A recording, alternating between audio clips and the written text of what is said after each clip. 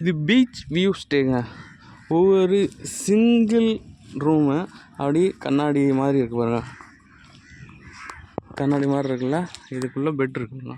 Bed அது சின்ன toilet மாதிரி ஃபெசிலிட்டி கொடுத்துருக்காங்க.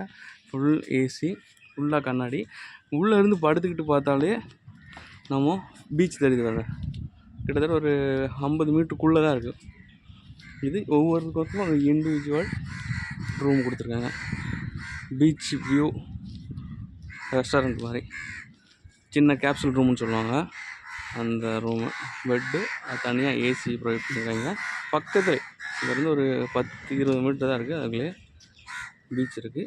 இங்கே ப்ளே கிரவுண்ட் விளையாடுறதுக்கு சின்ன சின்ன கோல்ஃப் கிரவுண்டு கூட பின்னாடி இருக்குது.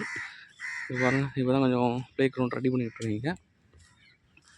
இது ஃபுல்லாமே லைட்டு, நைட்லாம் அந்த லைட் போட்டுருக்காங்க பாருங்க. தென்னை மரத்துக்கு அதில் லைட்டில் நல்ல வெளிச்சத்தில் சூப்பராக இருக்கும். இது சின்ன சின்ன செஸ்ஸு கேரம் விளாட்றதுக்கு வச்சுருக்காங்க.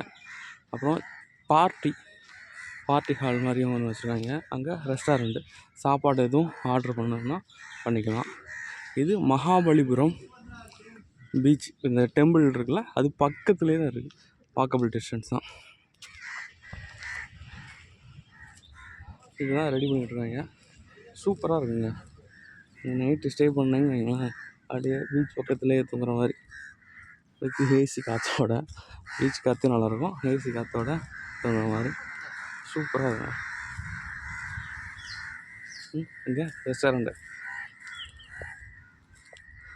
இருக்குது. அப்புறம் இங்கே சேர் நிறைய போட்டிருக்காங்க. நம்ம நைட்டில் ஃபுல்லாக சேர் எடுத்து போட்டு இங்கே நல்லா ரெஸ்ட் எடுக்கலாம். ஃபேமிலி ஃப்ரெண்ட்ஸோடு வந்தால் ரொம்ப நல்லாயிருக்கும். இப்போ தான் கன்ஸ்ட்ரக்ஷன் கோயிங் ஆன்.